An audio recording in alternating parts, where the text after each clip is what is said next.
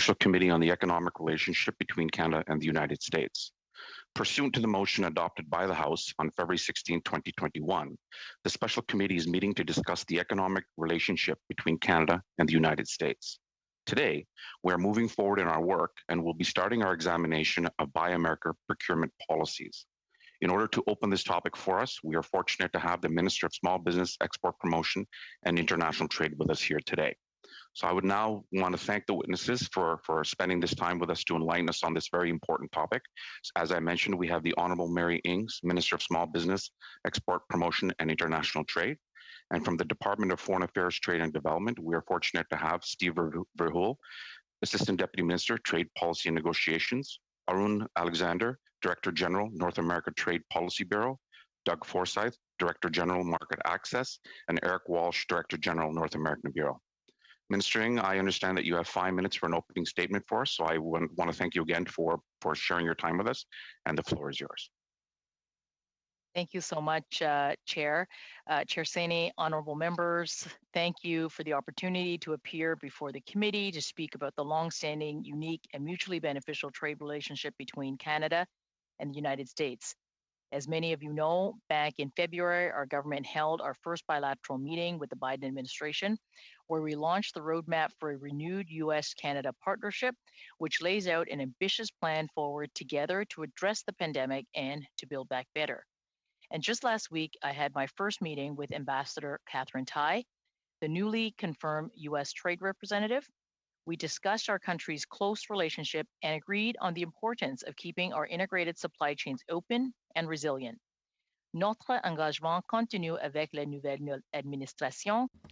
Our engagement continues with the new administration and offers us the opportunity to strengthen our trade relationship. Ongoing engagement with the new administration offers us the opportunity to strengthen our trade relationship. This includes working together on implementation of the new NAFTA and engaging constructively on trade issues such as U.S. tariffs on Canadian softwood lumber and solar products and Buy America provisions. Canada and the United States have a trade relationship like no other two countries in the world. Every day, $2.7 billion worth of goods and services crosses our borders. Canada is the top destination for U.S. exports, and 32 states count Canada as their top customer. Our cross-border trade is critical to workers, to businesses, families, and communities on both sides of the border, providing stability and good jobs to American and Canadians alike. It is a testament to our relationship that as of January of 2021, Canadian exports to the United States have surpassed their pre-pandemic levels, a good sign for the economic recovery from the COVID-19 pandemic. Our integrated supply chain means that Canada is able to easily export its cutting-edge products into markets in the United States. Let me give you an example, like IPEX, an Ontario-based company bringing their innovative Made in Canada environmental solution to the U.S. infrastructure industry by recycling vinyl in their products and making sustainable earthquake-resistant water main pipes. I can tell you unequivocally that Canada and the U.S. are committed to growing our already close relationship, made even easier with the new and modernized NAFTA, and supporting both countries into a strong economic recovery from this pandemic.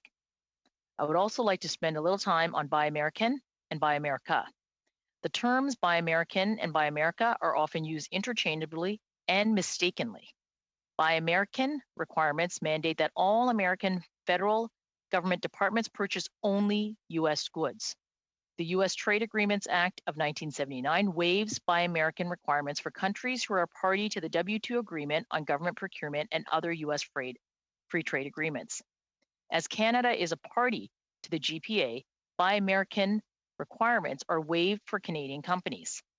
Buy America requirements, on the other hand, are different.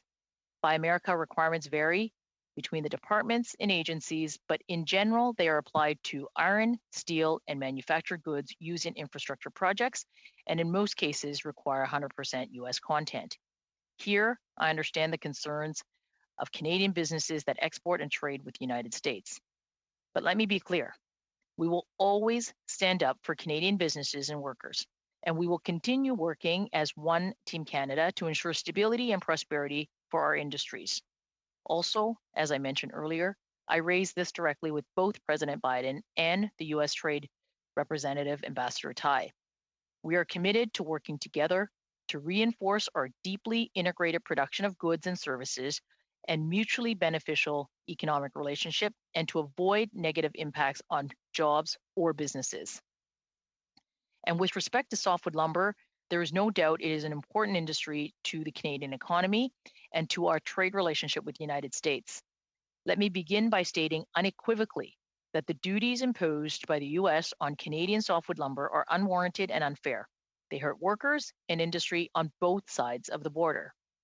Le Canada continue de croire fermement qu'un accord Canada continues to strongly believe that a negotiated agreement with the U.S. is in both countries' best interests.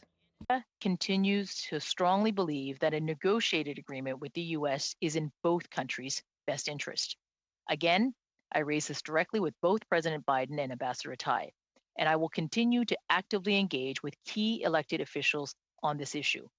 We're taking a Team Canada approach, working hand in hand with the softwood lumber industry and provincial and territorial partners on all fronts to ensure Canada and the United States can come to a conclusion on this matter.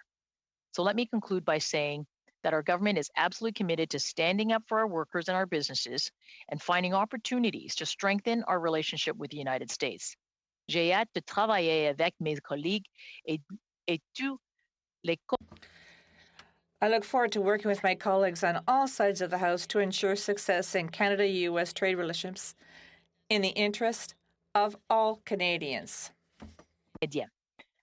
I look forward to working with my colleagues on all sides of the House to ensure success in the Canada-U.S. trade relations in the interest of all Canadians.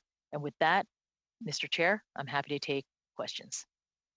Thank you very much, Minister, for your opening comments. We will go straight to questions. For the first 6 minutes to lead us off, we'll go to Mr. Lewis, please. Well, thank you, Mr. Chair, and thank you very much, Minister. We certainly appreciate your time. We all know the time is very precious, so thank you for that. Minister, my riding is the riding of Essex. It's down by the busiest international border in all of North America, next to Windsor. And I do appreciate the fact that the government says they'll always stand up for Canadian workers and businesses. Minister, there's a major issue here with regard to trade, and the trade starts at the border. And the trade doesn't necessarily mean the trade of goods going back and forth. The trade is actually the people that go with the goods. Windsor, Essex is hemorrhaging business to the U.S. and to Mexico, specifically in the manufacturing sector, but also our small business sector. What's happening, Minister, is very, very simple. Law-abiding, legal visa holders that go back and forth across the border are being told to quarantine for 14 days and or face very, very hefty fines. And therefore, along with their employees and their customers, to come and literally spend 2 hours on a shop floor right here in my backyard to approve a product. I have met with so many advanced manufacturers that we really, really need to deem our business owners, our employees, and our customers as essential service, just like the province of Ontario already has. Have you, Minister, had any discussions with either the Minister of Public Safety, Bill Blair, and or with your U.S. counterparts to begin to resolve this problem? I want to thank the honourable colleague for that really important question, and having spent quite some time in your neck of the woods, I understand how important the trade relationship is between Canada and the U.S., particularly from the vantage point of where you are, and it really is very much about people. It's about those businesses, and it's about how they are able to work together. But we are in a global pandemic. We have throughout this period of a year been able to keep the borders open in, I believe, a very successful way. We have groceries on our shelves. We have medical supplies and critical goods and equipment crossing between both borders. So in that respect, I believe in this long border, it is and continues to be a success. We do acknowledge it is the effort of all of us, Canada, the US, and certainly here in a whole of government approach with my colleagues in Minister Blair, the health minister, for us to really work together to make sure that we are truly doing that balance. And what is that balance? That balance is keeping Canadians healthy and safe. And Thank you, Minister. I'm sorry, but thank you. I don't have very much time. So I guess what we don't have, so we have groceries on shelves, thank goodness. What we don't have is new contracts coming to Canada. We are losing these new contracts because we can't get the customers over here for 2 hours. Minister, e-petition 3927 was tabled with the clerk. It is now up at the House of Commons website for signatures as of last Monday. Are you aware of this? Of this e-petition? Basically, simplicity, it calls on this to deem business owners, their employees, and their customers essential service, just as the province of Ontario has. I'm looking forward to taking a look at that petition now that you have raised it with me. And I would say that our top priority is to fight this pandemic, is to keep Canadians safe. Essential services and goods are moving between the borders. We are absolutely balancing that and the commerce between the two countries and keeping Canadians safe. There's a light at the end of the tunnel with vaccines for sure. But as I said earlier, our trade numbers have resumed to pre-pandemic levels between Canada and the United States. We are going to keep doing this, but we must keep Canadians safe from COVID-19. We have introduced a lot of... Thank you, Minister. I appreciate that. Mr. Chair, how much time do I have left, please? About a minute. Thank you very much. I'm sorry to cut you off, Minister. I truly apologize, but it's not often I get an opportunity to speak to a minister. So, Minister, I guess my ask is this. Will you commit to bringing this issue forward to Minister Blair, as well as to your U.S. colleagues, and all they're asking for, and what I know is absolutely vital to our economic recovery, is to give clear and concise direction to the CBSA and to PHAC to deem these workers essential, just like our professional drivers, our truck drivers, if you will. It's the exact same thing, but literally, there's great food on the grocery shelves, Minister, but it's not hitting the tables of Canadians because people are losing their jobs. Would you commit to this, please? What I do commit to is working as hard as I can to make sure that we fight COVID-19 and that we continue to do what we need to do to keep Canadians safe. And we are going to do that. We are going to, and we to help small businesses get through this, to bridge them to the other side of COVID-19. I think that the health of Canadians and the economy and the economic recovery is absolutely connected. That is our commitment as a government, keeping Canadians safe, supporting businesses, all businesses, small businesses, helping our businesses continue to export and continue to find opportunities and customers in the international marketplace like the U.S. All of that work continues, and the efforts of all of this is all in an effort to get us on that road to recovery, and one that is stronger because Canadians are healthy and safe. Thank you, Minister. Thank you, Mr. Lewis. We will now go to Mr. Housefather for 6 minutes, please. Thank you, Mr. Chair, and Minister Ng. It's a pleasure to see you, and thank you for the extraordinary work that you and your parliamentary secretary have been doing in this file. I will share some time with Ms. Bendayan. But I wanted to give you the opportunity to clarify for Canadians exactly what we're talking about here. There's, as you said in your opening statement, there's the 1933 Buy American Act. There's the 1983 Buy America Act. And then there's President Biden's recent executive order. And then there's all of the different places where Canada is exempt from Buy American, whether through the GPA or the USMCA.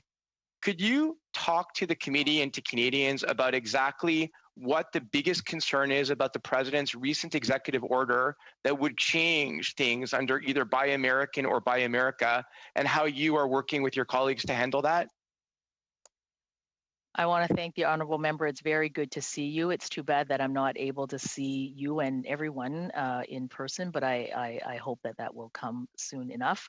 As I said in my opening remarks, Buy American refers to an act that the American administration enacted. And because Canada is a party to the WTO's GPA, government procurement provisions, we are exempt from Buy American. We are exempt from that.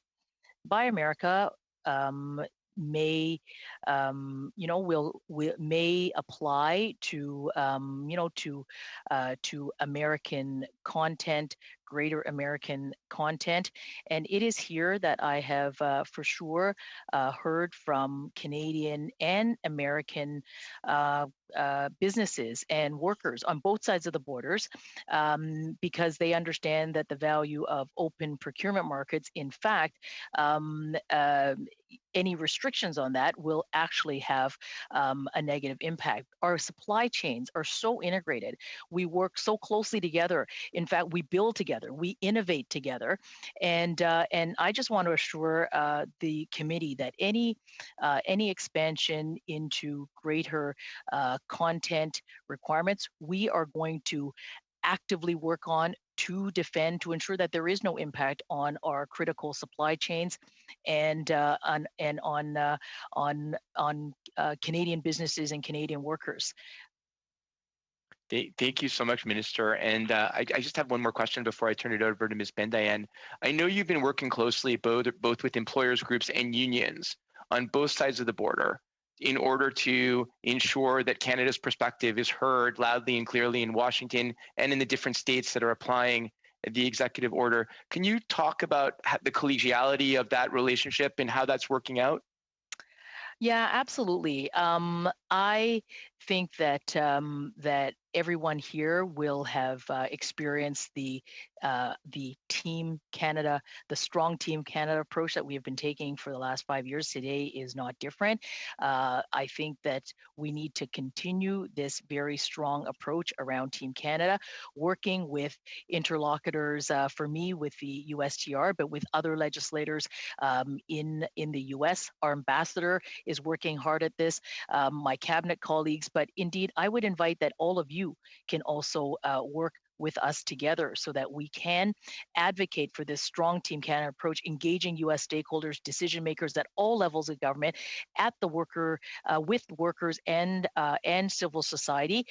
We will demonstrate our value, the integration of how close we are and how close our economies are. These are the stories that I am able to share. This is the case that I get to make and that we all get to make to our interlocutors in the US, but also to Canadian businesses and American businesses that operate in Canada. We want to be sure that we are keeping these integrated supply chains and these relationships open in such a way, because they are not only beneficial to Canada, of course it is, but it also serves as a benefit to American workers and American businesses as well. And we are both committed, both countries, on building back better on this roadmap between Canada and the US. And we have ambitions to also tackle climate change together. There's a lot of great Canadian input into the American infrastructure industry. So these are the opportunities, and I would encourage a strong, continued Team Canada approach in this advocacy. Thanks so much, Rachel. Over to you. Thank you. Just picking up, Minister, on that advocacy, I had the opportunity to speak to many members of the Canadian American Business Council as well as others, and there does seem to be real organization on the ground, just as there was when we were negotiating the new NAFTA, in order to ensure that our American friends and counterparts understand the importance of this for both our countries. And I guess in light of the fact that just yesterday President Biden did make an announcement regarding the $2 trillion infrastructure plan that he is looking to roll out, I wondered if you could perhaps speak to Canadians and to this committee about the importance of moving forward, but also that we do have some time in order to get this done. It is my understanding that there is no bill currently on the floor. And also, if we look back to recent history, in 2010, the last time we were able as a country to gain an exemption from Buy America, that was done actually after the bill was introduced in a separate agreement. So perhaps you can give us a little bit of context and regarding the strategy going forward. Sorry, Minister, 1 minute. Sorry. Thank you for that. Let me start by saying that our government will always stand up for Canadian workers and our businesses. And if there is an effort, to expand or to introduce new domestic content requirements, of course, we will absolutely work to ensure that this does not apply to Canada or affect Canadian supply chains, whether it be the Prime Minister, the Deputy Prime Minister, myself, through our interactions with the President, the Vice President, the USTR. We emphasize that workers in the US and Canada benefit from our integrated and secure and resilient supply chain. So strengthening this trade relationship is really important to avoid any unintended consequences that may arise from any Buy American policy. But I would say that that we have a lot in common. Building back better and building back the green economy is really important. I mean, I would be remiss if I didn't talk about how green our steel production is. Like, we're a global leader. Canadian aluminum producers have the lowest carbon footprint in the world and are innovating. Our transportation sector and the inputs into transportation or forestry, I mean, concrete and cement, I mean, these are all inputs that are made together between Canada and the US, that made together, and it goes into those supply chains. And we fully will be making the case that working together, building together will help us tackle climate change, and it will help us build back better in a way that creates jobs for the middle class in America and in Canada. Thank you, Ms. Bendheim. We will now go to Monsieur Savard-Tremblay. Vous avez 6 minutes, s'il vous plaît. Bonjour, merci, Monsieur le Président. Salutations aux collègues. Good morning. Good afternoon. Thank you, Minister, for being with us. I would like to draw a parallel with what we can do here and elsewhere. You talked about Buy America and Buy American, but there is also a Small Business Act in the United States which reserves 23 to 40% of purchases to small and medium-sized American businesses. And could we not adopt a similar policy here in Canada? Thank you very much for the question, dear colleague. It's great to see you again, always. The work that we do, for sure, for me as the Minister responsible for small business and international trade, simply put, I help businesses start up, scale up, and access new markets every single day, and put the entire tools of not only the federal government, but that working with partners to create more opportunities for Canadian businesses. I'm very pleased that in our newly negotiated NAFTA, there are provisions in there that actually have a chapter. There's a chapter which which we're excited to work on, particularly for small and medium-sized businesses, because remember, it's only 99% of our businesses are SMEs here. Only 12% export today. So you could see the opportunities to export. But in the new relationship with the US, Canada, and Mexico, there's a dedicated chapter for small and medium-sized businesses that provide us access to this market. And we've done that with all of the progressive agreements that we've negotiated as a government.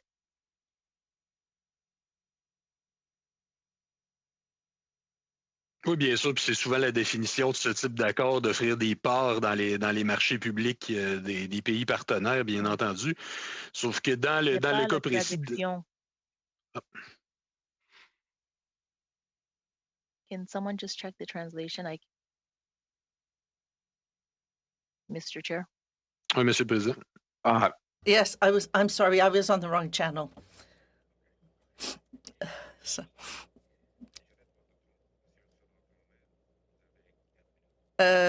You still have 4 minutes. Yes, I will start again. So when there are trade agreements, obviously we get preferential access to public contracts, government contracts.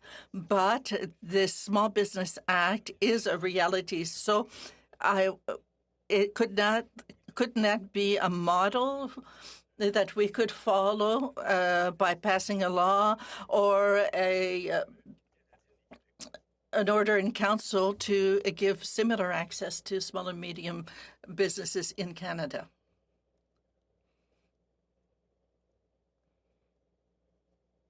Thank you. Well, at present, myself, the Minister of Public Services and Procurement, we work together in a whole of government approach to, there's a function here that is doing a lot of work to provide greater opportunities for our small and medium-sized businesses to have access to the business that we offer, I suppose, as government. But in addition to that, I of course lead both the Black entrepreneurship strategy as well as the women's entrepreneurship strategy. This is about being able to also, again, create more opportunities and build that infrastructure in those ecosystems to help our Canadian businesses get a leg up and to pursue opportunities and to be successful in those opportunities.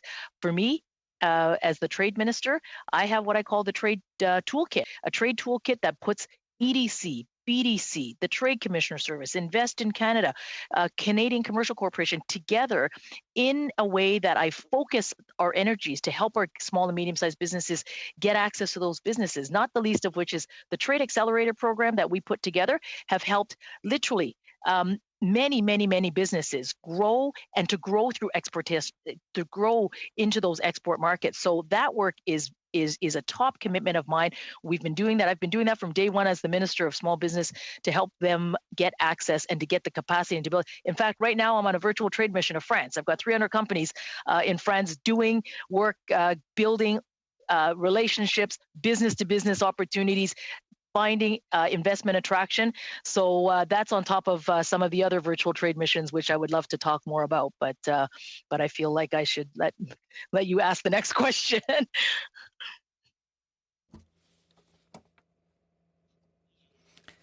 Thank you.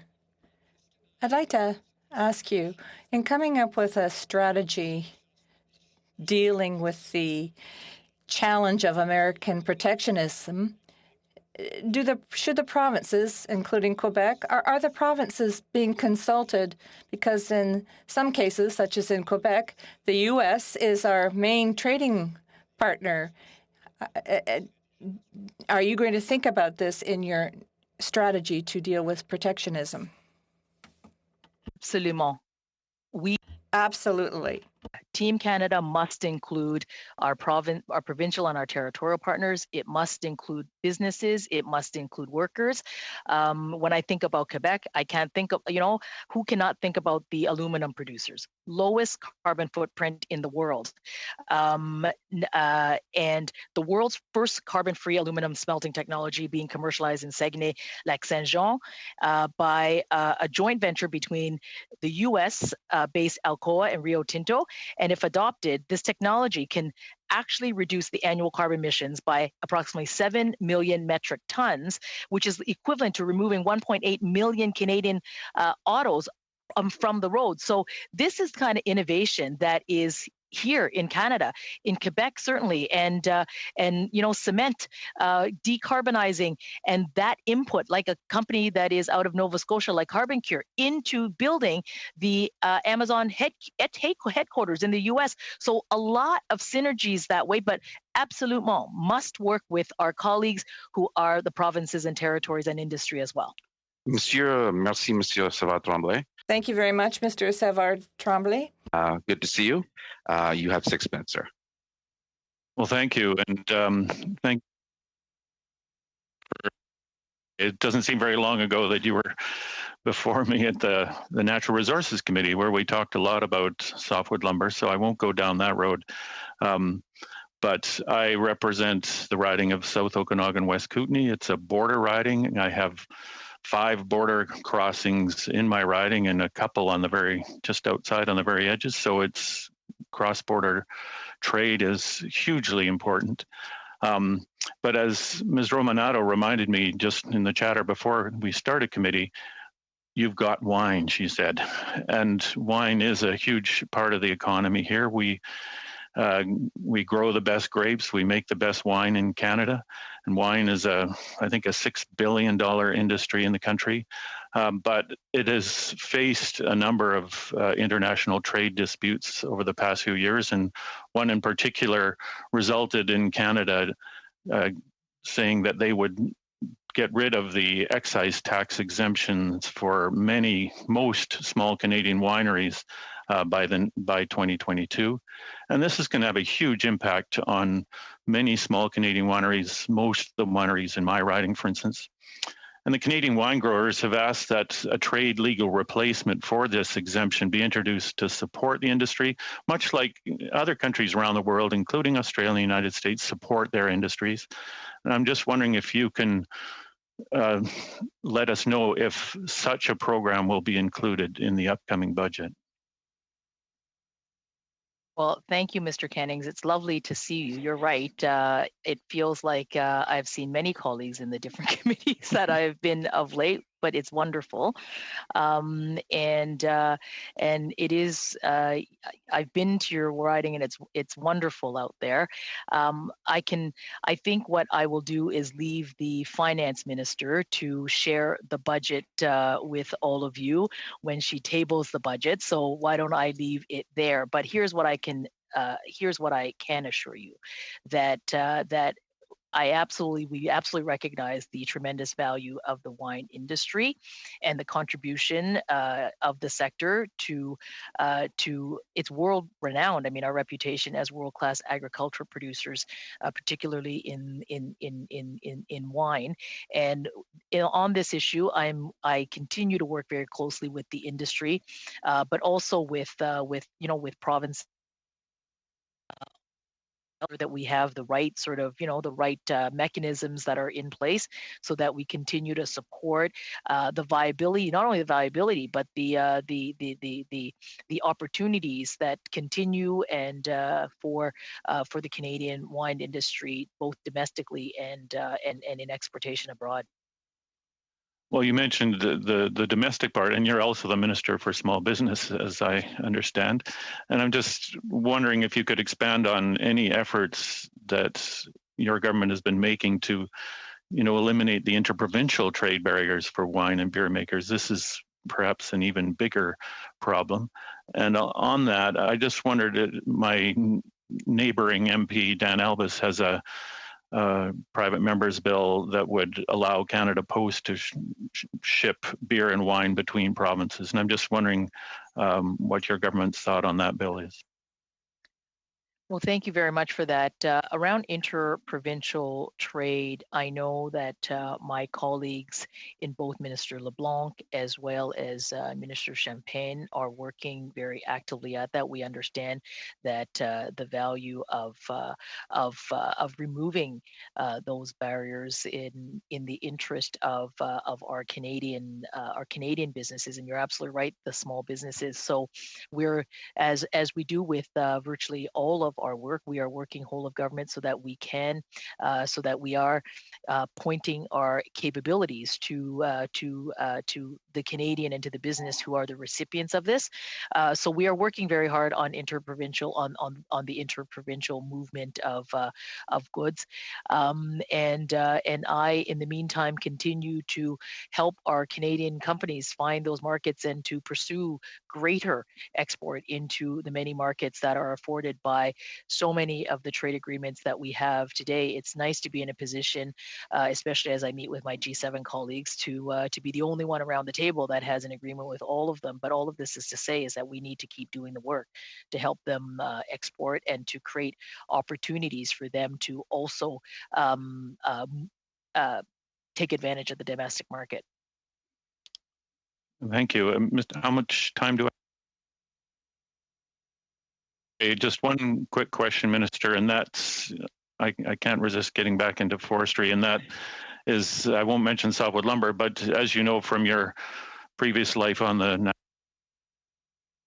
I'm a big proponent of mass timber, engineered wood, and these products that can be shipped to the United States without the problematic tariffs of softwood lumber. I'm just wondering if you can comment on whether those products will be affected by any of the 2 or 3 Buy America programs that we've heard about. Well, of course, we continue to work with the United States on any provisions that might increase, American content. And in that, as I said earlier, we will ensure that that Canada, we will work to make sure that Canada isn't affected or our supply chains.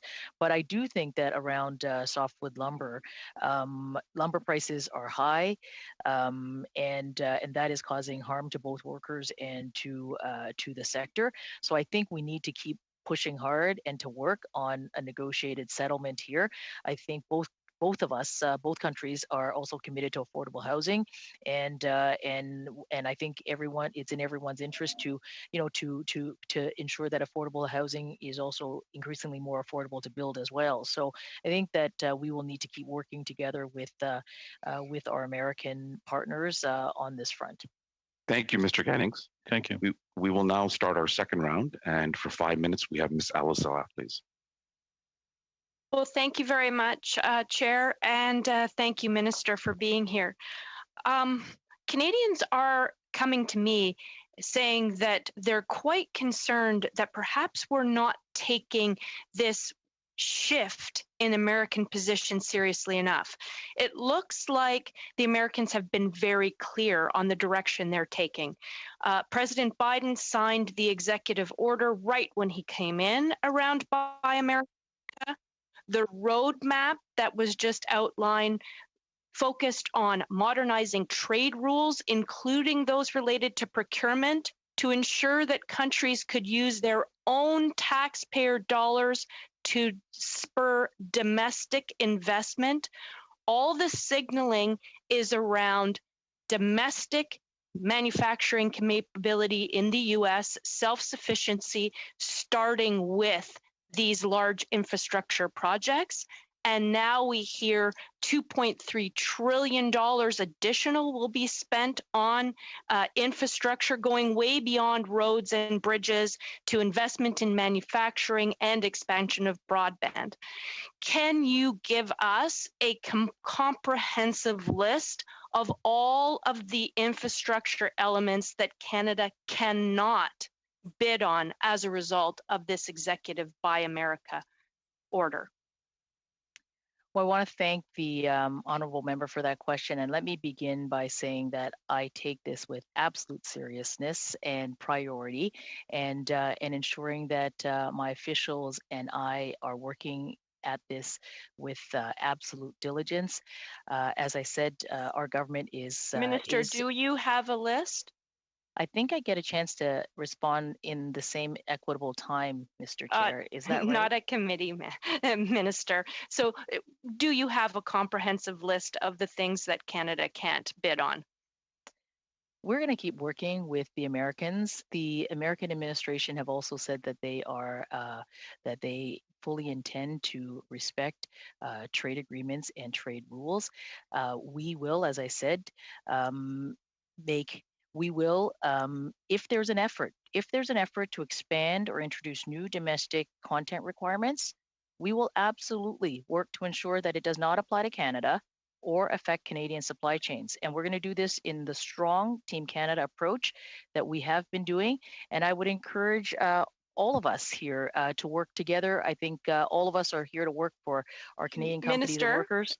We haven't been successful in the past in KXL, preventing KXL from being canceled, in preventing this Buy America from going into effect. Other witnesses, including the ambassador, has said that we're probably not going to be able to change this legislation to make us exempt. Could you give us some idea of why you think we will be able to prevent further measures taken by the US from not affecting Canada? Well, let me start with your original premise about the executive order on Buy American. That does not apply to Canada. So Buy America. Buy America as I said, we're going to, if there are efforts to expand or introduce new domestic content requirements, we will absolutely work to make sure that that does not apply to Canada or to affect the Canadian supply chains. And when But Minister, what will you do differently? We haven't been successful in preventing them in the past. So what can we do differently that will protect us in the future? I think I'm not going to take lessons from the Conservatives who asked us to capitulate on the negotiation of NAFTA. I think what I'm going to do is work in a Team Canada approach, as we have done and we have demonstrated over the last 5 years, to stand up for Canadian interests. We successfully had steel and aluminum tariffs removed. We are working with the American administration. I and all my colleagues at all levels are working, including the ambassador, and we are going to work very hard to stand up to Canadian interest, just as we have done the last 5 years. And I will be doing that today and every day going forward. Thank you, Minister. Thank you, Ms. Alislav. We will now move to Mr. McKay for 5 minutes, please. Thank you, Minister. You'll be pleased to know I have no core questions for you today.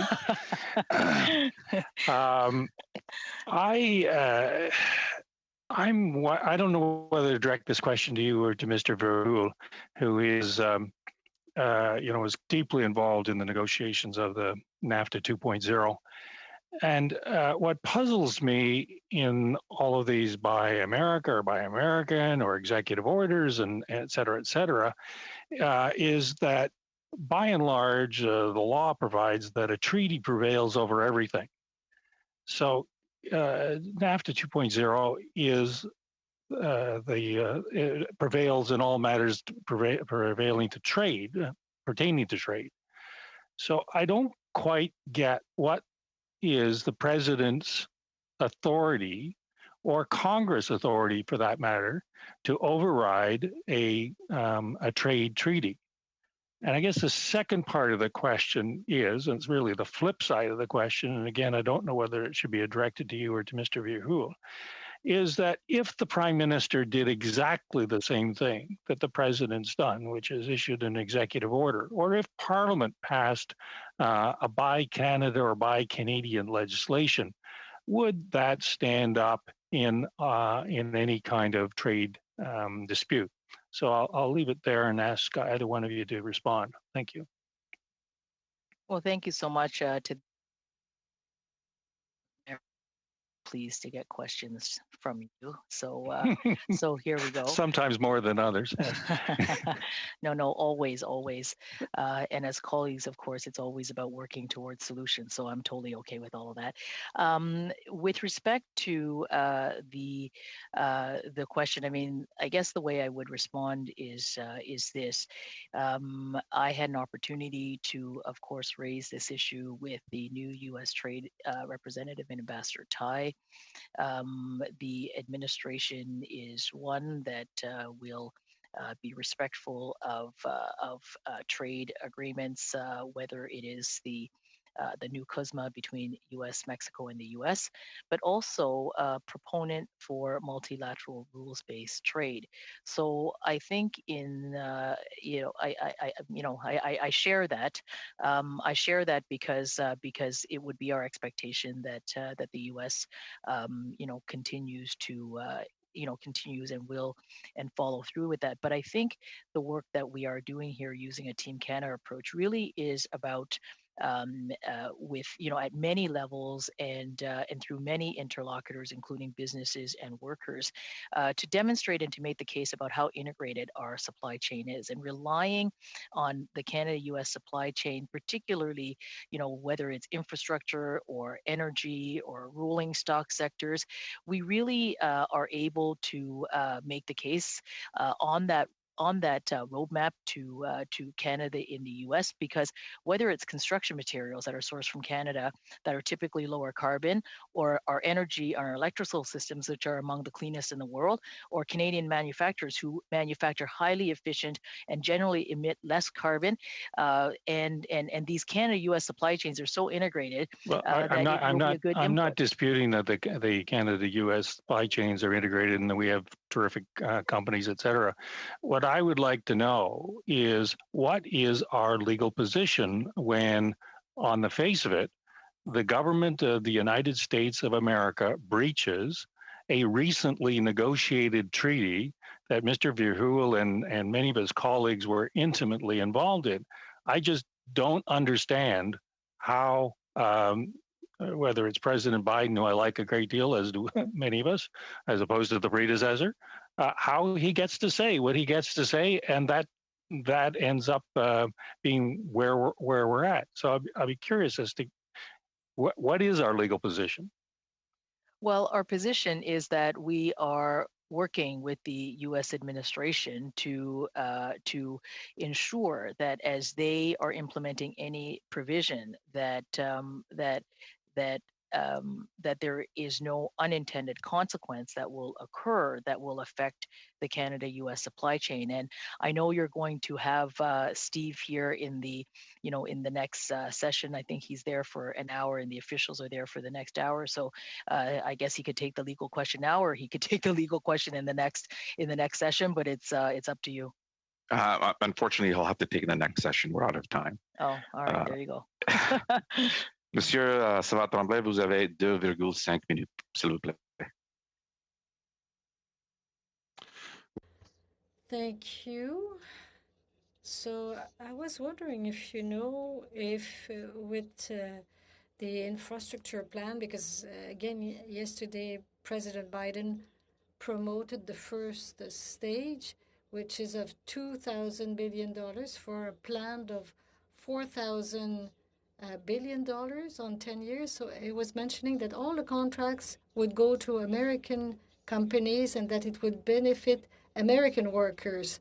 So according to that infrastructure plan, will there be new requirements in terms of American content? And if so, on which products? Thank you for that.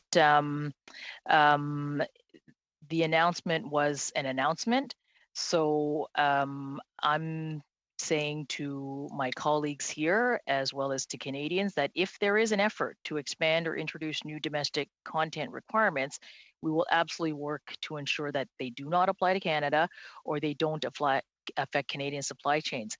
And when we're talking about American infrastructure, I mean, in many of the meetings that we're having with American stakeholders and Canadian businesses and American businesses, we make the point that whether it's a wastewater project, for example, and this is what happened the last time. I mean, a wastewater project that gets initiated in the U.S., there are filters that are made, water filters that are made here in Canada. It is made by General Electric in Canada, and there were delays that were caused as a result of some of those content requirements, or their transit. They're going to be spending a lot of money on transit, and there are many manufacturers that are American manufacturers that actually are part of this supply chain in Canada. So we're going to continue to share these many examples, because it's American companies that are also talking to me and American workers who are talking to us. So I think the effectiveness of a Team Canada approach, and a strong one, will hold us well, because we want to be sure that it isn't affecting Canadian supply chains, because it also can affect American workers and businesses as well. So this is why I think it's really important to make sure that we are sharing what that integration is, and to remind our American friends and colleagues, Canada is also the top customer for 32 states, and we want to make sure that we are building back better in this relationship, so that it really benefits Canadian workers, Canadian businesses that also U.S. businesses as well. Merci, Monsieur Savard-Tremblay. We will now go to Mr. Cannings for 2.5 minutes, please. Well, thank you. And I have a company in my riding, Frankia Fertilizers, and they develop and export organic fertilizers to the United States. And they obviously have to compete with American companies there. And they interact with federal agencies on both sides of the border and state agencies. And one of the big stumbling blocks they face is the time it takes to get a new product registered with both the CFIA and the Canadian Intellectual Property Office. The CFIA takes 465 working days to respond, while the performance target for the Canadian Intellectual Property Office for trademarks is 22 months plus. And that compares to just a few weeks or months for American regulators that they deal with. And now the people at Frankie Fertilizers, they're not objecting to these regulations around testing and registration. They simply feel that these regulations should come with enough funding support so that their applications can be dealt with in a reasonable time frame. So can you commit to getting more resources to these Canadian agencies so that Canadian companies aren't at such a disadvantage? Thank you so much for that question. That's a really important question, particularly for me as you know, the core of my mandate is about helping Canadian businesses grow domestically, but also in exporting and making sure that regulations and the alignment of such and sort of the speed of such to support our businesses in that work, in that trade facilitation, is what my department and I have been working very seriously on. I'll give you an example. The recent CAN export funding that we have put out, which is $75,000 worth of funding, we've changed it in the course of this pandemic precisely to address what you just talked about, which is some additional funding so that the companies will get that to deal with any barriers that might have come up to trade facilitation during the pandemic, but also to help them with IP support, directly for IP support as well. So that's one example, but it is something that we are actively working on because we've got to sort of make sure that we are working in this horizontal way to support our businesses. So I thank you for that. Thank you, Mr. Cannings. Thank you. We'll go now for 5 minutes to Mr. Straw, please. Thank you very much, Mr. Chair. In my neck of the woods here, Washington State is now vaccinating 16-year-olds, offering vaccines to 16-year-olds. We've heard cases of the United States actually offering vaccines to zoo animals.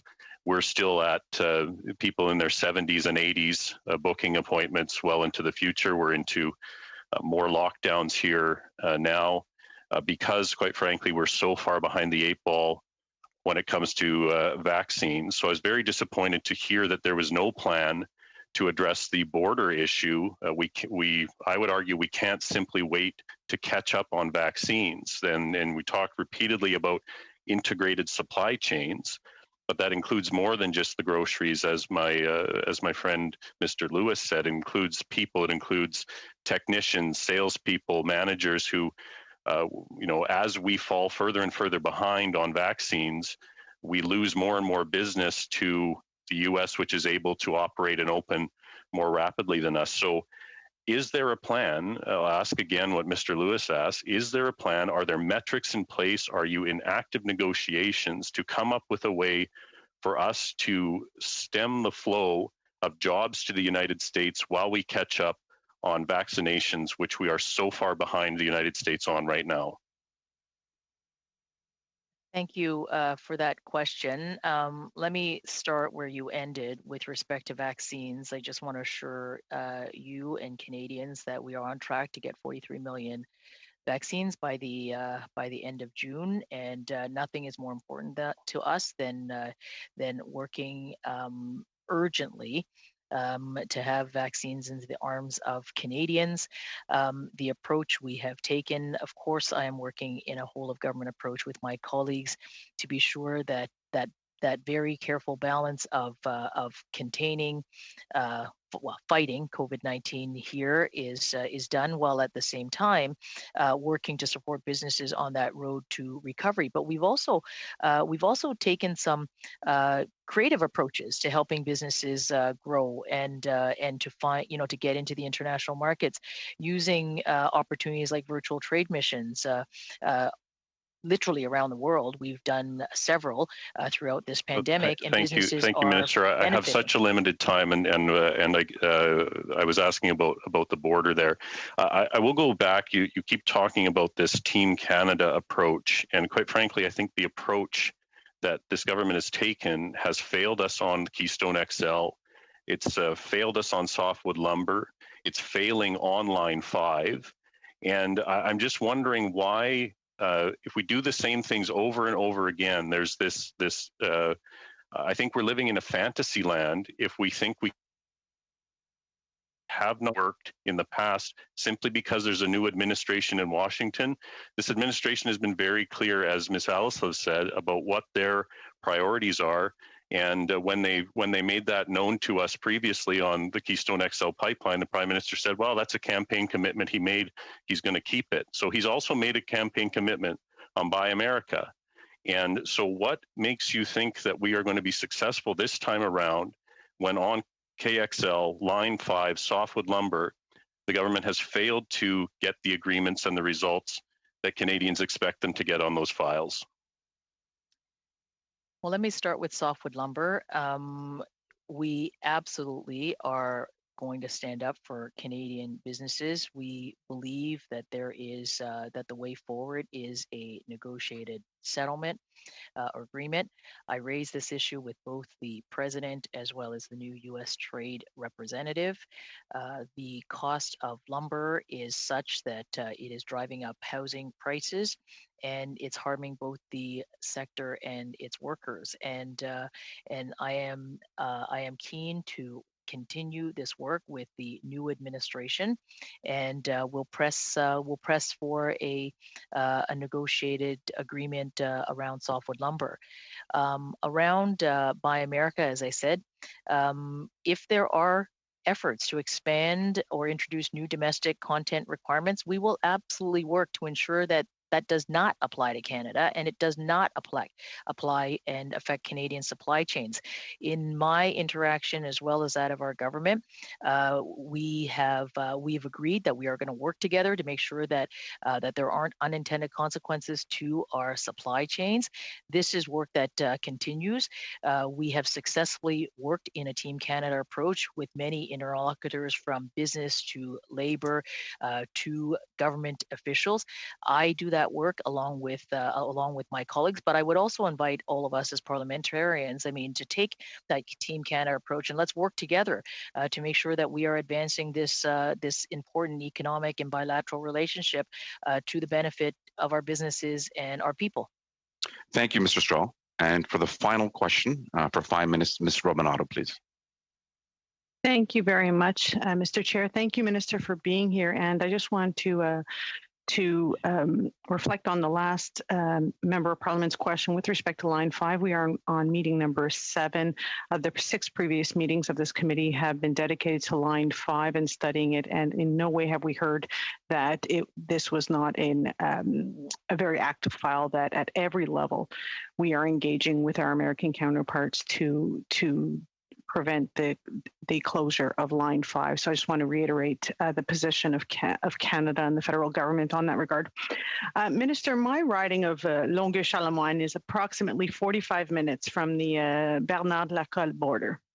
In fact, in 2015, the then mayor of Longueuil signed an agreement with the mayor of Plattsburgh to increase collaborations with respect to transport, which is a major industry in my riding, as well as aerospace, which is a huge industry in my riding. 80% of the businesses in the agglomeration of Longueuil, actually, of those that export, they actually sell to the United States. So the agreement between and the relationship between Quebec and the United States is incredibly intertwined. As you know, hydroelectricity is one of the main exports that Quebec has with the United States, especially along the eastern seaboard. I wanted to just give you an opportunity to reflect on, given the roadmap for renewed U.S. partnerships and the discussions about zero-emission vehicles, given conversations about clean electricity transmission, what are some of the opportunities that you see going forward for Canada and the United States in these areas of clean tech? Thank you very much for that question. And you're absolutely right. Canada, having made a commitment to net zero by 2050, signed on and making a commitment to achieve the Paris Agreement. And our commitment is a shared one with the United States on tackling and fighting climate change. The opportunities for Canada in building back better on this roadmap between Canada and the US are an abundant, particularly in the area of fighting climate change. You're absolutely right. We have the cleanest energy and electric systems, and much of which in Quebec. Canadian manufacturers are highly efficient, and if I just sort of just point out a few examples that we already are doing in clean tech. Maybe one that comes to mind. I mean, I keep using this company, and there are many, but it was just that I met her the other day. But Carbon Cure is a Canadian company that is that in the building, in the use of cement, decarbonizing, and it is a green input. It's a green input into construction projects in the U.S. But when you look at cars or buses or trains or trolleys or ferry boats, vehicles, I mean, that's Canada's rolling stock. We have expertise here around green transportation. We are an input into the American transit system. When I look at a company that is like New Flyer, I mean, electric buses that is building buses and parts in Alabama, Minnesota, New York, and in Canada. Canada ranks number 4 around lithium battery supply chain, and we are one of the lowest carbon footprint for this battery production, which the U.S. Is making a commitment for an entire infrastructure around e-vehicles. So there are many inputs. I mean, from forestry to aluminum to steel to construction to wood. These are the integration between Canada and U.S. We're already building together. We're innovating together. The Canadian Technology Accelerator, to which we have presence in Boston, in San Francisco, in New York. Like, these are opportunities where we are going to work together. We're going to keep working together because it's going to benefit Canadian workers, Canadian businesses. It's going to benefit American workers, American businesses. And guess what? We're going to fight climate change together. Ms. Ramanado, you have 20 seconds. It's fine. Thank you very much, Minister. So that brings a close to the first hour. Thank you so much, Minister Ng, for taking the time. I know you're very busy, like we all are, but thank you very much for taking the time and giving us your perspective on this very important issue that's coming forward. So thank you very much again. And I understand that the officials will be here for the next hour, so we can go right into questions, as I realize they don't have any opening statements. So we can go to Mr. Holback for 6 minutes, please. Bye, everybody. Thank you. Thank you, Minister. It's great to see you this morning, this afternoon. Bye, Randy. I'll start off with Mr. Verhoeven. I think we're following each other around. We've been meeting so much over the last 2 months, whether it's Trade Committee or now this committee. We should just maybe rent an apartment together or something, I would say. But I appreciate you being here again today and your colleagues. Mr. Verhoeven, the situation I'm really concerned about with Buy America is the unintended consequences of it, plus the other things we're hearing. And what I mean by that is we see a scenario where a U.S. company makes the exact same widget as a Canadian company, but because it's American-based, it gets to take advantage of Buy America and create a very, very healthy balance sheet. And then that same U.S. company goes in and competes with that Canadian company in Canada and around the world. So is there anything in our trade agreements that allows us to say to that company in the U.S. that, no, you've got subsidized unfairly through Buy America, you can't now dump products into Canada?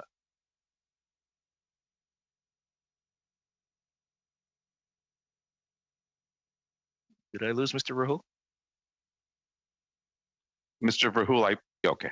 Yeah, sorry, I was offline for a second there. If you could repeat the question, that would be sure. Great. Sure. What I was basically saying, Mr. Verhoeven, is when you see companies in the U.S. who take advantage of Buy America, and that props up their balance sheets to such a situation that they're just so much stronger than a Canadian who makes the exact same widget. Is there anything in our trade agreements that says, wait a minute, you took advantage of Buy America, you're unfairly subsidized, you can't just dump the product now into Canada or anywhere else around the world? Is there anything in our trade agreements or WTO that would prevent that?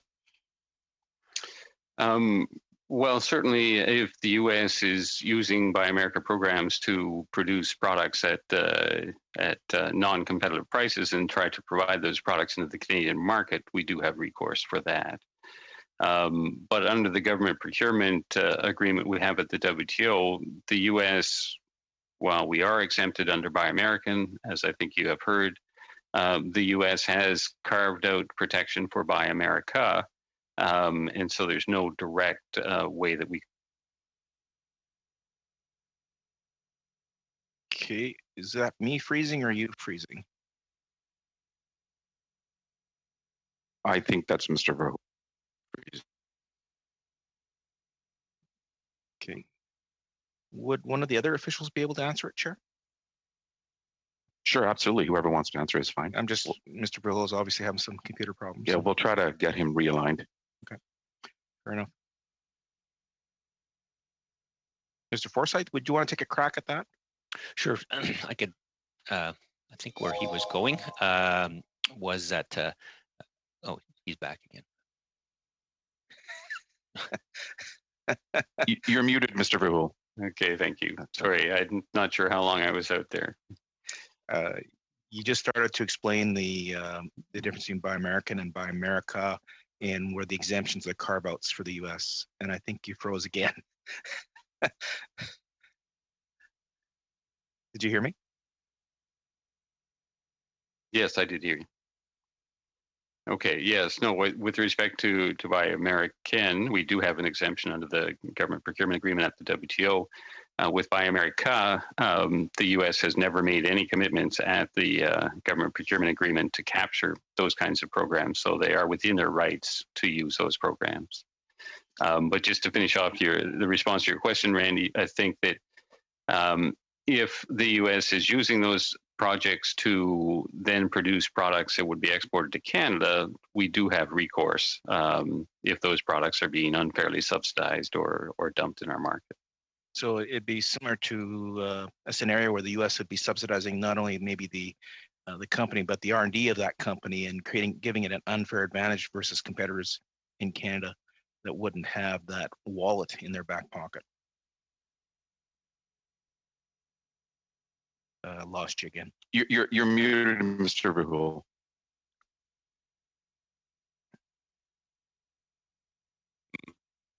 Oh, yes, when it comes to research and development, that's a little bit more open. You can certainly spend on research and development if it's not tied directly to a specific product. If it's more general research and development, then there's no real restriction on that. So it would depend on the extent to which the U.S. is applying this directly to products that would be potentially exported to Canada. Okay. In regards to the last time we faced this type of scenario, we actually had a exemption with the federal part of it, but we lost out on the state and municipal side. Are we able to carve out anything there now? And has anything changed since the last time we faced Buy America with Obama that we have today? I think he's muted again. Sorry, I'm not sure why that happened, but yes, I think the difference this time around is that we've had a number of conversations with the Biden administration since they came into office. And there's an openness and a willingness to discuss what kind of potential impact some of these policies could have on Canada, and a willingness to try to ensure that there's not the kind of negative implications we might have seen in the past. So I think that's an important consideration. We have an open door for that kind of dialogue, and that gives us the window to make the arguments we need to make about how we're both far better off if we maintain our integrated economy. Yeah, so then Mr. Holbach, I will add one more minute to your time because of the technical difficulties. I appreciate that, Chair. I guess it's fair to say then in the contracts that the U.S. government, federal government would give out into the state level or municipal level, that would be stipulated in those contracts then is something we would say that, wait a minute, Canada has to be exempted because it's federal dollars being utilized for that infrastructure project, even though it's maybe being administered at the municipal level or the state level. Is that fair to say? Well, that will be our argument that if the U.S. is going to provide those funds to state level governments and lower, that in order to have the best kind of outcome, we should not have a result where there are restrictions on Canadian input into those projects. And that's what we'd be looking at. But strictly speaking, at least from a government procurement obligation point of view, there are no restrictions on those federal funds that are handed down. Thank you, Mr. States Hoback. and municipalities in the U.S. Okay, thank you, Mr. Verhoeven. Yeah, thank you, Mr. Hoback. We'll go to Mr. Stry for 6 minutes, please. Thank you, Chair. Thank you, witnesses. I won't go into the legal aspects. I think many of my colleagues have already asked what our legal ramifications are. Others have asked how our conversation with the Americans have been going, a dialogue between two governments and two executive branches. What I want to ask, and Mr. Verrill, you can probably direct it to whomever, what is the percentage of American companies that procure in Canada, or what's the GDP amount, or how much of Canadian procurement is American? So if and where I'm going, I'll lead you to that too, so you can answer it in one question. If in fact our discussions are the friendly nature that's currently being worked on with the U.S. does not coincide with a buy North America attitude or buy Canadian and American, what are the percentage of goods that could be at risk for Americans to lose that are being procured by the Canadian governments out here? Do we have a number like that? Well, I'll turn to one of my colleagues to see if he has a number offhand, but I would say that our procurement system is quite different than the U.S. We have an open procurement system. We don't have a lot of restrictions because we've been looking more for value for money. We have provided, in particular, clear procurement opportunities to the European Union under the CETA agreement, for example. And that is at a greater level than what the U.S. has in our market. So we do have different treatments, but by and large, our procurement market is open. The U.S., as our closest neighbor and market, does participate in those markets on an ongoing basis. I don't know, Doug, whether you have anything you want to add to that. No, I don't, Steve. The only thing I would say to add to that is that, as you noted, the procurement market is a little bit opaque in terms of exact numbers. What we have both at the at the federal and the provincial and municipal levels. So we'll have to dig around a bit to see exactly what kind of information we have that we could provide the committee.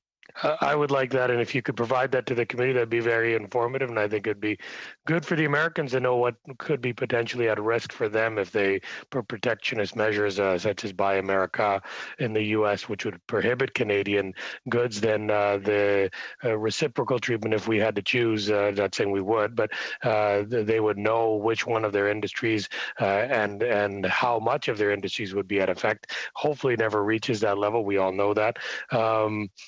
My second question is along that lines. You've recently just renegotiated CUSMA, NAFTA 3.0, if you want to call it.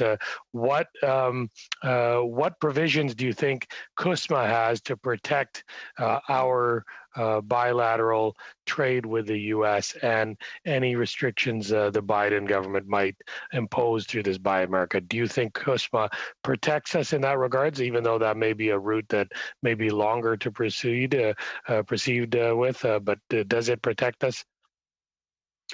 Well, when we did the negotiations on the government procurement issues with the U.S. in the new NAFTA, the U.S. was making us very unattractive offers for how we could conclude an agreement on market access under government procurement. So we do have some rules under government procurement, but most of what we have in terms of protection in that area is through the WTO agreement on government procurement. And through that, we do have good access to any kind of federal level U.S. procurement through the WTO.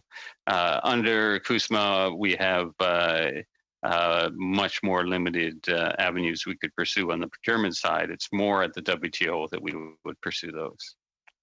And with your talks with your counterparts in the U.S., do you see it as this Buy America as a provision more to protect against global imports off the continental imports, or is it intended purely for American only and to exclude Canadian interests in there, or are we kind of a victim to a government agenda or a government policy to protect the flooding of products coming, say, from China or Asia or other parts? We have no indication from the U.S. side that we are the target at all. I think the target is overseas. I think there is a considerable degree of concern about China, some other countries outside of North America that are exporting to the U.S. And as I said earlier on, the U.S. has made it very clear that they want to enter into discussions with us on trying to avoid any kind of negative implications on our integrated economy between Canada and the U.S. Because that serves both of us. And I think that the U.S. recognizes the damages they could incur to their own market if they were to introduce artificial barriers that would disrupt that integrated economy. Mr. Chair, my time? Less than 30 seconds. Quickly on softwood lumber, do you think a trade commissioner services might be able to assist our current forestry sector to diversify in markets outside of the U.S., even though they're enjoying a healthy price and therefore decent margins despite the tariffs? Do you think that work that our trade commissioners are doing can more be done so that the lumber industry is not susceptible to only one buyer, the U.S.? Absolutely, and we're putting quite a bit of effort into doing exactly that, diversifying our market. We have opportunities into the European Union, we have opportunities into Japan, many other countries around the world, and I think it certainly serves us well to start to diversify our market when it comes to softwood lumber away from the U.S. to some degree at least, because well, we've had this long experience of having difficulties with the U.S. in this market. Thank you, Mr. Stry. Monsieur Savard-Tremblay. Mr. Savard-Tremblay, you have 6 minutes. Mr. Verrill, as we know, the FAST Act in the United States deals with the transportation and it is expiring in September. In your opinion, will it be renewed? And if it isn't, is there another American law that will be put into place? The underlying question being is if it is renewed or if there's a new law, will Buy America or Buy American get intertwined with all of that?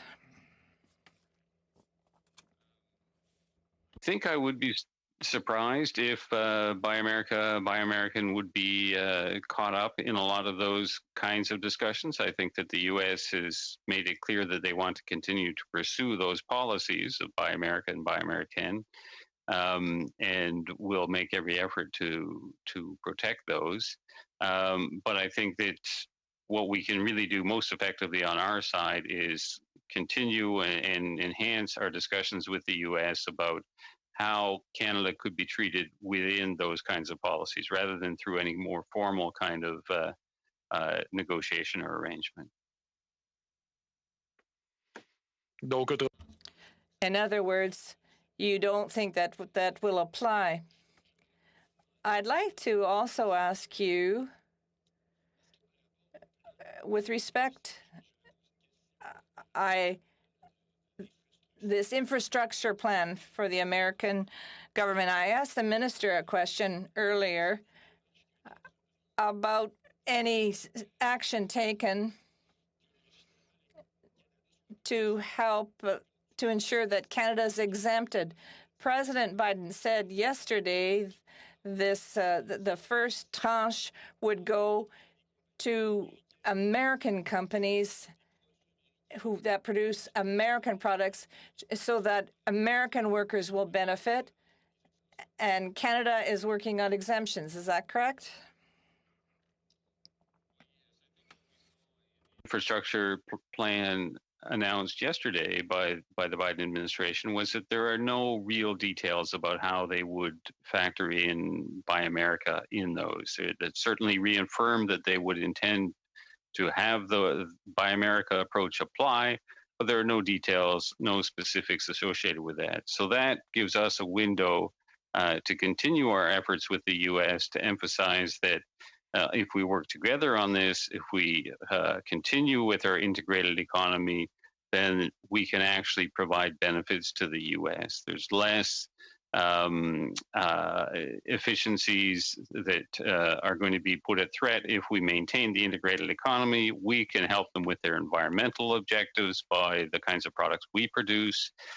So there's a lot of value to continuing to allow us to participate in those kinds of programs.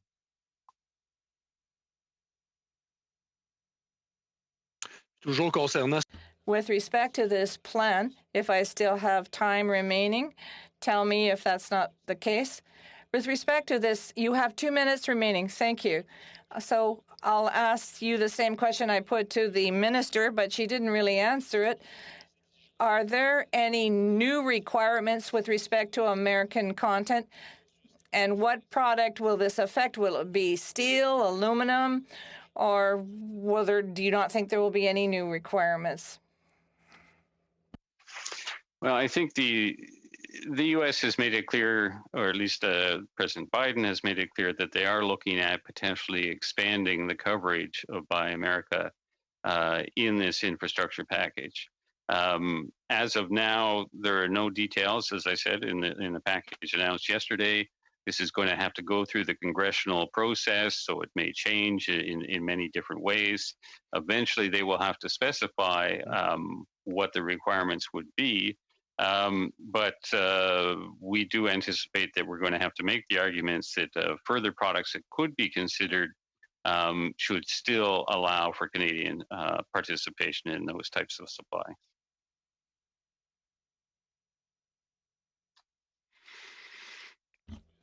Mr. Chairman, 1 minute remaining. 1 minute, that's great. So I'd also like to ask you a question that I had put to the minister earlier. In planning our strategy with the provinces, are the provinces going to be consulted? Yes, provinces and territories are being closely consulted as this goes along. We have had regular calls with them already. Clearly, they have a very large stake in all of this. So we will be involving them very closely at every stage of this process. 15 seconds. 10 seconds. Are they now being consulted, or they will be consulted? They are now being consulted. We have already talked to them about these issues and have set up a mechanism to continue talking to them throughout this process. Merci, Monsieur Savard-Tremblay. Mr. Cannings, you have 6 minutes, please. Well, thank you. And you know, under the previous American president, during that time, there was a lot of concern in Canada that we heard about from industries and manufacturers that were energy intensive, trade exposed, to be facing competition in the United States from companies that didn't have to face things like carbon pricing. Myself and others suggested that we perhaps should have considered border adjustments to try to level the playing field there. And now we have President Biden talking about levying border adjustments similar to that. And I'm just wondering what the present situation is between Canada and the United States, or what Canada is considering along the lines of possible border adjustments to try to level the playing field with countries that don't have the climate action that our government is putting forward, the carbon pricing that our companies are facing. so that we can fight climate change and remain competitive on the world stage? Well, we are doing a lot of work on that front. We're doing a lot of analysis along with other departments on carbon border adjustment, trying to figure out exactly how that might work, what the implications of it could be. The European Union is also well advanced in looking at carbon border adjustments. I think the challenge we have is that while we've indicated to the U.S. that we have an interest in this issue, and they've responded by saying they want to engage with us to discuss this further, they are further behind than we are and the European Union in looking at this issue. And they're also in a different place when it comes to what they've done domestically with respect to carbon pricing. So I don't think that we'll see a definitive view from the U.S. For a little while until they get their internal thinking sorted out. But we very much are eager to work with them in exploring these issues along with others. And are you considering it with regards to trade with other countries? Absolutely, yes. Okay, I'll move to an entirely different topic, and that is, as I was saying before, my riding has 5 different border crossings, and one of the relatively small but very, very hard hit sectors during the pandemic and the border closures has been duty-free stores. These are stores that relied entirely on traffic across the border, and that traffic has essentially stopped. I think the duty-free store nearest me in Osoyoos has suffered, 99% drop in trade. I'm just wondering if the federal government, they were asking for some sector-specific supports, and I'm just wondering if the government had considered that and what they might be able to provide. I'm afraid I'm not in a position to give you any kind of a clear response on that. I'm not involved in those particular discussions about potential assistance to operations because of the border closure. So I apologize for that, but that's not my responsibility. Okay, I don't know if anybody else. Well, this other issue that many of my constituents have, especially businesses, because we're so close to the border, many businesses have U.S. Postal Service boxes. Any number of them in my riding, where they order American goods to come so that they can make their products. And these people have had no access to those post boxes for a year now, and are facing orders from the U.S. Postal Service saying we're going to destroy these products. Is there any relief for these people who just can't, literally go across the border, maybe just a kilometer or 2 or 3 or 4, to pick up these materials and get them so that they're not entirely wasted? And as I say, they've been waiting a year now for this. Is there any help for those businesses? Well, I think certainly the whole arrangement we have with respect to the restrictions that have been placed on movement back and forth across the border between Canada and the U.S. is something that is under continual review. You're certainly aware that we have extended that restriction on a regular basis. But again, I'm afraid that's not the issue you describe is not something that I deal with directly myself. I can certainly be in contact with others that are more engaged in that and see if we can get you an answer. Okay, Mr. Chair, how much? Chair, about 30 seconds. 30 seconds. Okay, just maybe if you could comment very briefly on the question I asked Minister Ng about the forest products that we are shipping to the United States, building materials that aren't facing softwood lumber tariffs, things like engineered wood, mass timber. How do they rank in these Buy America restrictions? Well, again, at this point, the U.S. has simply not indicated what exactly they're going to apply in terms of border or in terms of Buy America restrictions when they get to that. We do see the potential for timber of various types to be potentially captured by the new requirements, but at this point, we do not know, and the U.S. has not specified how broadly they're going to apply these requirements. So that's something we'll be watching very closely. Thank you, Mr. Cannings. We'll now move to our second round of questions to Ms. Alisla for 5 minutes, please. Thank you very much, Mr. Chair, and thank you to our witnesses. First question is, we know that for the Buy America provisions, it includes iron, steel, and manufactured goods. Do we have a comprehensive list of all of the items that are subject or included in the Buy America? We don't at this point. We know, as you say, that traditionally Buy America approaches have included iron and steel manufactured products. We have heard some suggestions this could be expanded to cover construction materials such as cement, aggregate, asphalt, potentially other products. But again, the package that was announced yesterday has none of these specifics. So we're going to have to wait to see how this evolved as it starts to move through, how it evolves as it starts to move through Congress to determine what kind of coverage the U.S. may be considering. So in the past, would we have had a list? Probably not at this stage, because this is a plan that has been announced by President Biden, but it does have to go through the legislative process in the U.S. We do anticipate that many changes will be made, but particularly with respect to the Buy America provisions, there is very little in what was announced yesterday that does not provide specifics. So we're going to have to wait to see how that comes out.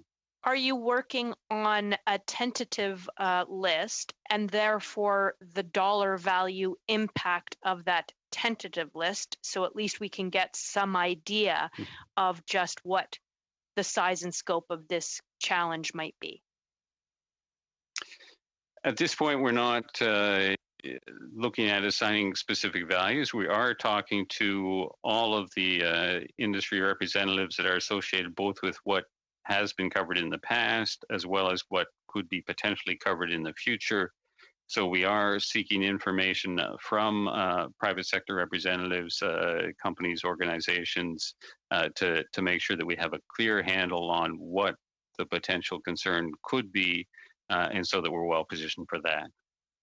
But Canadians need to plan and businesses need to plan. So we kind of have to have an idea, and I'm sure you, to negotiate, need to have some kind of rough order of magnitude of just what the size and scope is. Would you be able to share that rough order of magnitude with Canadians?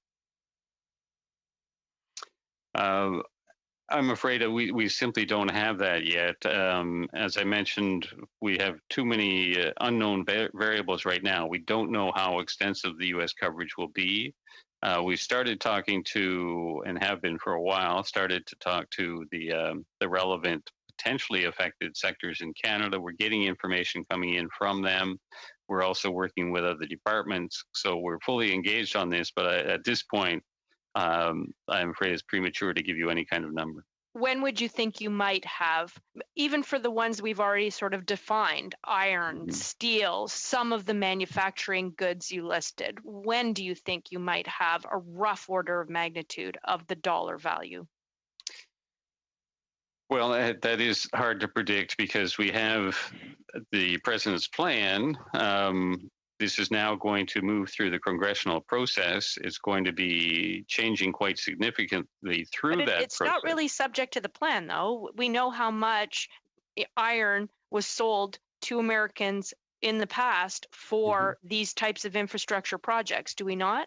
And therefore, we could extrapolate based on I mean, we're not talking exact, but we're talking a ballpark here.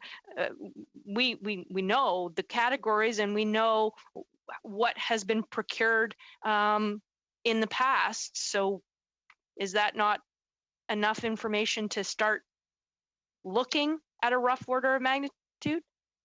Well, certainly enough to start looking. I think we have never seen a U.S. infrastructure package of this magnitude in the past. So that's one consideration. It's going to be a complication. We don't know exactly what is going to be applied to. We have an outline with the plan announced yesterday, but that will change over time. So the nature of the projects involved, the extent to which there may be Buy America restrictions, these are all unfortunately still unknowns at this point. So we're still trying to gather as much information as broadly as we can so that we're prepared to address whatever scale the end result might be. Thank you, Mrs. Aleslav. Now for the next 5 minutes, Ms. Mendayan, please. Thank you, Mr. Chair, and thank you to all of our witnesses. A pleasure to see you as always, Mr. Verhoel. And to pick up, of course, on this important point that Ms. Aleslav raised, I must say that I'm a bit perplexed by even the question. Yesterday, what was announced was a $2 trillion plan by President Biden, but we still have no bill. There is still no list of projects, and so there is still nothing to quantify. Would you agree with that, Mr. Verhoel? Yes, absolutely. And it's not only that we don't know a lot of the quantifications of all that, it's that we fully expect that what has been announced yesterday will change because clearly this is going to change through the legislative process in the U.S. And then when it comes to the Buy America provisions in particular, there is no specificity in the announcement yesterday, so we will have to wait to see exactly what they intend to do. And if we look at recent history on Buy America, for example, we look at the experience under the American Recovery Act, which was passed in February 2009. I believe that Canada's agreement with the United States for limited exemptions at the time on Buy America under that act came into force 1 year later in February 2010. And so there was an entire year at that point from the moment that the bill came into effect to the time that we received our exemptions. Is there anything that you'd like to comment on in terms of our experience in that regard and what we might look towards in this particular instance?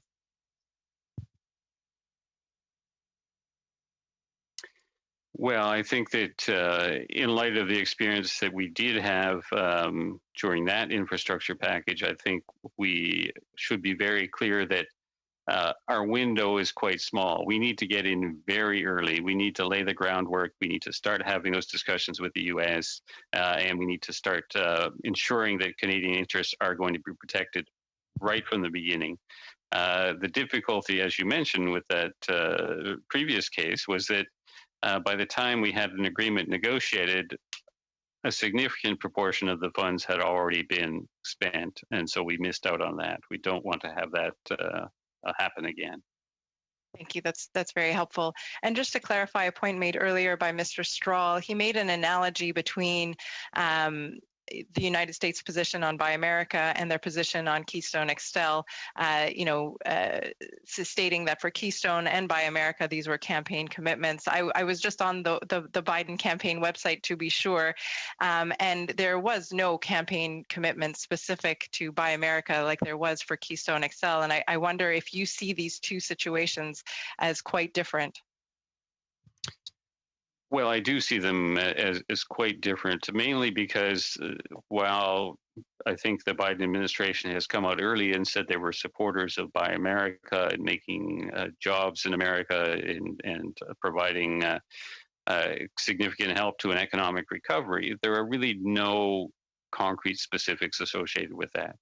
So unlike the Keystone situation, which was a very specific issue and the message was very specific, here, yes, they would like to pursue policies that are going to favor Americans, as any country would, but all the details behind that are still to be developed. And that's where our opportunity lies, to be able to talk to the U.S., and they've indicated a willingness to talk to us about this, about how we can design this in a way that's going to benefit both of us and not come at our expense.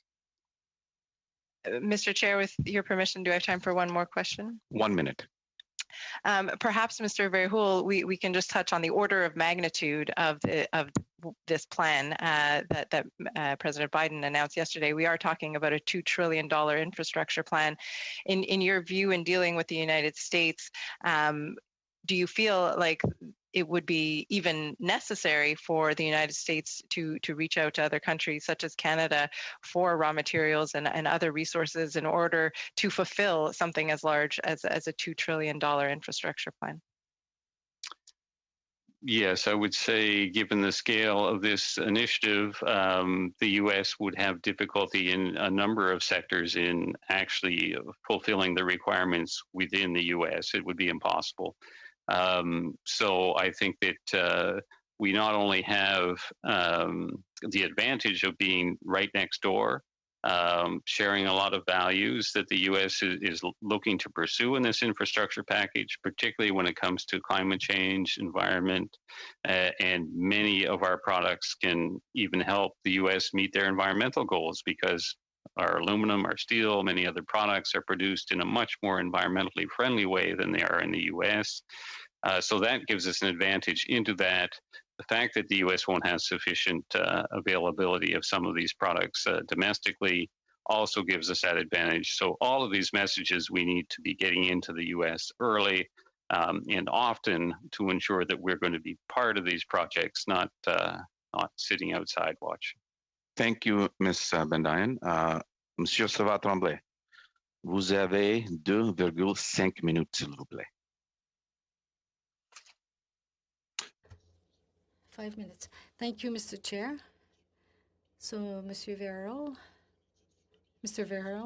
you often say, with reasons, that there are many things that you cannot comment yet because those legislations have to be studied and adopted by the various levels of government. But you're saying that you're already engaged in discussions with the industry, with the provinces, and also, I imagine, with officials of the American government. So we should ask you what is your mandate, but also what is your goal regarding this? What would be a victory of Canada following those discussions with the U.S., in your view?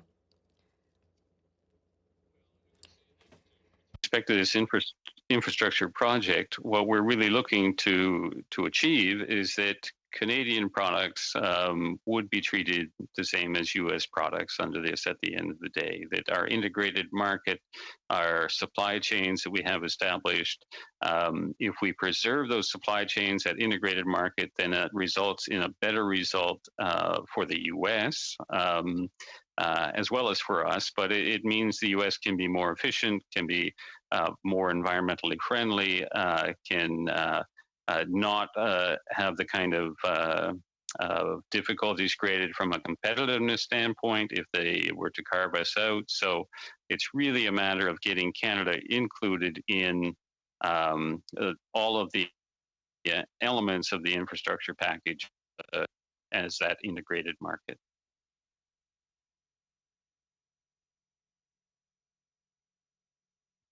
Donc, il n'y aurait aucune discrimination finalement. So there would be no discrimination between capitals, products, and investors, Canadian or American. That would be the ideal objective for you? That's where you put the bar? You think it's possible that we arrive at a compromise, but realistically, do you think it's possible, or do you think that we'll come out short of the ideal solution? In contrast to some of the past discussions we've had with the U.S. on these issues, they've acknowledged that what they are trying to do could cause disruptions in supply chains, and they've indicated that they want to avoid those kinds of outcomes. So we've had direct conversations with them at virtually all levels, and they've indicated an openness to talking to us about coming up with results that do not cause disruptions in that integrated market, those integrated supply chains, because I think at the end of the day, it's recognized that it not only serves us better, but it serves the U.S. better if they don't impose artificial barriers to leading to a better result economically for them, environmentally for them, and I think it serves both of us very well if we continue with the kind of integrated market that we have established over a long period of time. Merci, Monsieur Savard-Tremblay. Mr. Cannings, you have 2.5 minutes, please, or 2.5 minutes. Well, thank you. And my apologies in advance if this is another fairly specific question, but it's of great importance in my riding, which I mentioned wine before, but the other big product that really affects the local economy here for more than a century is tree fruits, apples, cherries, apricots, peaches, etc. And over the past few decades, British Columbia fruit production, and that's concentrated in my riding and the rest of the Okanagan Valley, has really been hit by increasing American production. We happen to live across the border from the biggest producers of tree fruits in the world. That's in Washington State. And the real increase in Washington State production has come because of water from the Columbia River, irrigation projects that were driven by the building of the Grand Coulee Dam back in the 30s, but also aided by the Columbia River Treaty in the 60s, which guaranteed certain amounts of water to the United States. Now we are renegotiating that treaty, the Columbia River Treaty. It's up in 2024. And I'm just wondering if there's anyone here that can comment on the Canadian proposals that would limit any access to specific quantities of water for American agriculture. Right now, in the present treaty, that is not included, and the local fruit growers are concerned that they will lose even more in a renegotiated treaty. And also what access they have to redress if, as they felt last year, American products were being dumped north across the border and they just couldn't compete at 12 cents a pound for apples, for instance. Okay, well, I think, yes, there are certain remedies that we do have available if product is being dumped from the U.S. into our market. But I think with respect to some of the issues around the Columbia River Treaty, I might ask Eric Walsh, who is here as another witness, if he has anything he can add to that particular issue. I'm not as familiar with it. A short answer, Mr. Walsh. Sure. Just to note, Mr. Cannings, that the negotiations are indeed underway.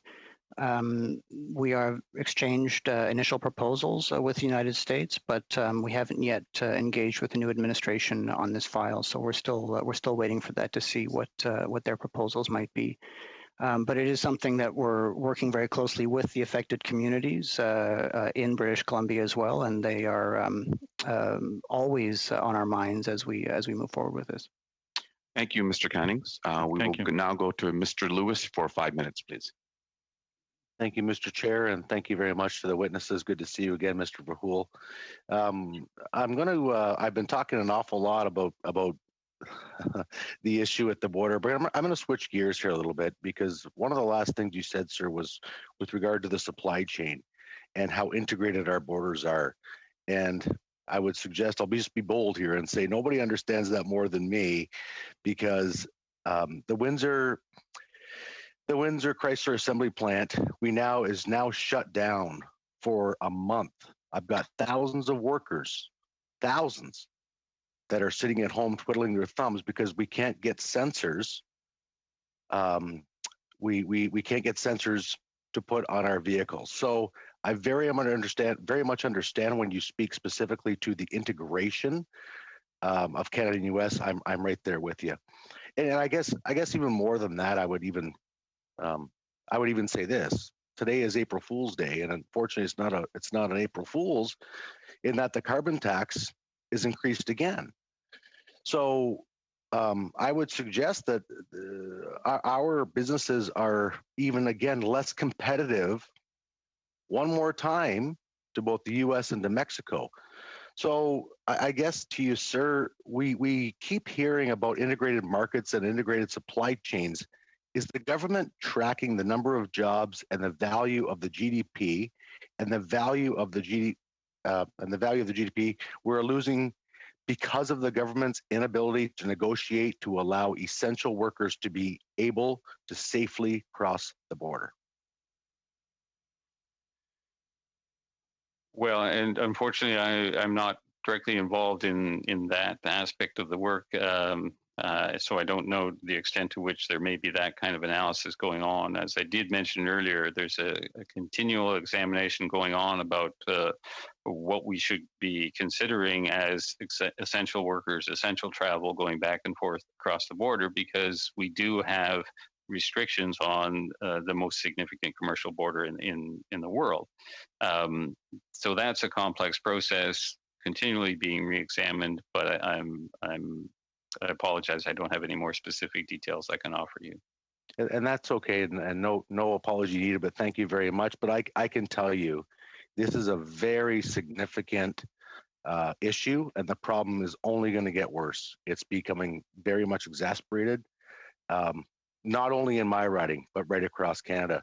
And as we continue to lose and hemorrhage and bleed jobs, manufacturing jobs, very good high-paying jobs, businesses losing contracts hand over fist because they cannot secure contracts because of the border issue. I'm wondering, have you had, sir, any communication with the U.S., your U.S. colleagues about how we can move forward with this? Has there been any discussion at all?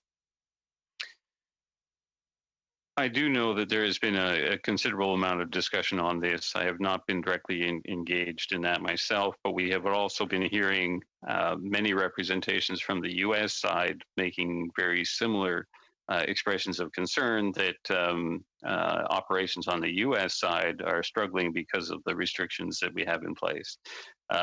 Obviously, none of us would want to have these restrictions in place, but obviously, because of COVID, some of this has become necessary. It's a question of how we can ensure that this is going to cause the least possible disruption to business activity going back and forth across the border. But that's a very complex issue to try to get exactly right, which is why there's ongoing adjustments. Thank you, Mr. Verheul. Chair, how much time left, please? 1 minute. Thank you. So I guess I'm going to simplify it this much. Our professional commercial truck drivers, and thank you very much to them for keeping commerce flowing back and forth across our borders. It's about this simple. If there's no commerce to go back and forth across the border, be it manufacturing parts and sensors, so that Windsor Chrysler automotive assembly plant doesn't have to get shut down.